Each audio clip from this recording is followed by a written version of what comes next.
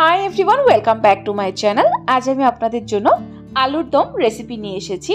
আলুর দম তো সকলেরই খুবই প্রিয় হয়, কিন্তু ঘরে কখনো বানাতে গেলে এত ঝামেলা করতে ইচ্ছে করে না। তাই আজকে কম ঝামেলা কম উপকরণ খুবই সহজভাবে তৈরি করেছি আলুর দম।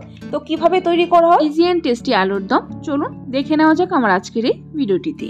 আলুর দম তৈরি করার জন্য মাঝারি সাইজের আলু দুভাগ করে কেটে সেদ্ধ করে নিয়েছি খোসা সমেত। আপনারা চাইলে আলুর খোসাগুলো ছাড়িয়ে নিতে পারেন, আমি এইভাবেই রান্না করছি যেহেতু নতুন আলু খোসা ছাড়ানোর প্রয়োজন নেই। আর আলুগুলোকে কিন্তু আমি একদম সেদ্ধ করে নিই, জাস্ট 60% সেদ্ধ করেছি। তো চলুন এখন রান্নাটা শুরু করা যাক।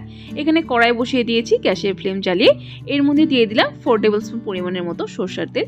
রান্নাটা আমি সরষের তেল দিয়ে করছি, আপনারা চাইলে সাদা তেল দিয়েও করতে পারেন। তেল গরম হয়ে গেলে এর মধ্যে আগে আলুগুলো ভেজে নেব। সম্পূর্ণ আলু তেলের মধ্যে ছেড়ে দেব, তারপর এর মধ্যে দেব স্বাদ মতো নুন, হাফ টিস্পুন পরিমাণ হলুদ গুঁড়ো, আর কালারের জন্য দিয়ে দিলাম হাফ টিস্পুন পরিমাণ লাল লঙ্কা গুঁড়ো। এটা অপশনাল, লাল লঙ্কা গুঁড়ো দেওয়াটা, কিন্তু দিলে খুবই সুন্দর একটা কালার আসে আলুর মধ্যে। আলুগুলোকে কিন্তু খুবই ভালো করে ভাজতে হবে, কড়া করে, তবেই কিন্তু আলুর দমটা খেতে ভালো হবে। আলুগুলো এখানে ভাজা হতে হতে তো চলুন গ্রেভি প্রিপারেশনটা করে নেওয়া যাক। আলুর দমে গ্রেভি প্রিপারেশনের জন্য এখানে নিয়েছি একটা মিক্সিং জার। এর মধ্যে নিয়ে নেব টমেটো, একটা বড় সাইজের লাল টমেটো নিয়েছি, 1 ইঞ্চির মতো আদা নিয়েছি, 2টো কাঁচা লঙ্কা দুফালা করে কেটে নিয়েছি, আর নিয়েছি 10-12টা কাজু ভেজানো। খুবই সাধারণ উপকরণ নিয়েছি, এগুলো আশা করছি সকলের ঘরেই থাকে। সবকিছু একসাথে মিক্সিং জারে ঢেলে নেব, তারপর একদম মসৃণ করে একটা পেস্ট তৈরি করে নেব। তো চলুন পেস্টটা তৈরি করে নেই। সো দেখুন বন্ধুরা, পেস্ট তৈরি করে নিয়েছি গ্রেভির জন্য। একদম মিহি করে এরকম পেস্ট তৈরি করে নিতে হবে। দেখুন একদম মিহি হয়েছে পেস্টটা, কিন্তু ঠিক এরকম ভাবে পেস্ট তৈরি করবেন। তো চলুন বন্ধুরা এখন আলুগুলো দেখে নেই। দেখুন আলুগুলো কিন্তু আমার সুন্দর ভাজা হয়ে গেছে, সুন্দর একটা হালকা লাইট কালার এসেছে আলুর মধ্যে। এখন আলুগুলোকে একটা আলাদা পাত্রে তুলে নেব। সো দেখুন বন্ধুরা, আলুগুলো তুলে নিয়েছি। এখন সেম তেলের মধ্যে দিব কিছু গোটা গরম মশলা আর দিব কিছু ফোড়ন। এখানে নিয়েছি তেজপাতা, শুকনো লঙ্কা, 3-4টে লং, তারপর নিয়েছি 4টে এলাচ, ছোট এলাচ, আর নিয়েছি 1 ইঞ্চির মতো দালচিনি। সবকিছু একসাথে 10 থেকে 15 সেকেন্ড সময় নিয়ে ভালো করে ভেজে নেব। তারপর পেস্ট করে রাখা টমেটো, আদা এবং কাঁচা লঙ্কা আর তার সাথে কাজু সেটা দিয়ে দিব। দেখুন দিয়ে দিয়েছি, একটু ধুয়ে মিক্সিং জারটা জল দিয়ে দিয়েছি, অনেকটাই লেগেছিল।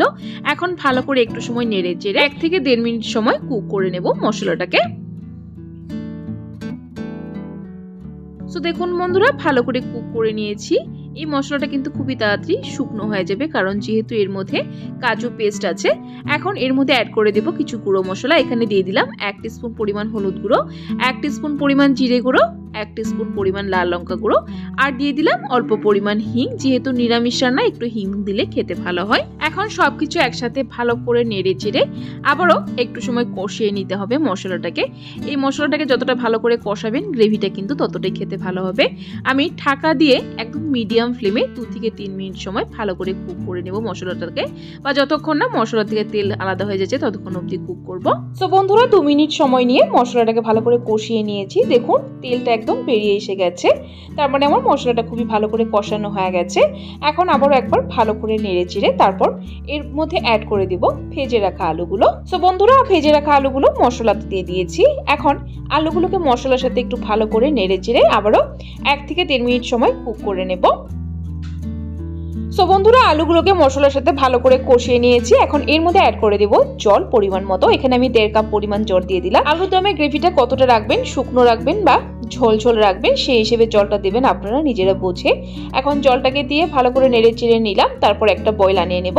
দেখুন একটা বয়েল এসে গেছে। এখন এর মধ্যে অ্যাড করে দিব নুন আগেও দেওয়া হয়েছে, টেস্ট করে প্রয়োজন মতো নুন দেবেন, আর যদি প্রয়োজন না হয় তাহলে আর নুন দেওয়ার দরকার নেই। তারপর এর মধ্যে অ্যাড করে দিলাম 1 টিস্পুন পরিমাণ চিনি। নিরামিষ রান্নাতে একটু মিষ্টি দিলে খেতে ভালো হয়, যেহেতু এখানে টমেটো ইউজ করেছি একটু টকটক ভাব থেকে যাবে, সেটাকে ব্যালেন্স করার জন্য একটু চিনি দিলাম। যদি অপছন্দ করেন তাহলে স্কিপ করতে পারেন চিনি দেওয়াটা। আমার আলুর দম কিন্তু প্রায় তৈরি হয়ে গেছে। এখন লাস্ট এর মধ্যে অ্যাড করে দেব ধনেপাতা কুচি।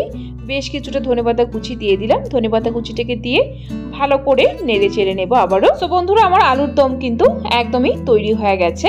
এখন গ্যাসের ফ্লেমটা বন্ধ করে দেব, তারপর আলাদা একটা পাত্রে সার্ভ করে নেব।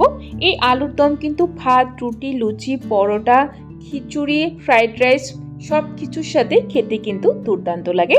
অবশ্যই একবার এভাবে ট্রাই করে দেখবেন। আশা করছি আপনাদের পরিবারের সকলের খুবই পছন্দ হবে আজকের এই আলুর দম রেসিপিটি।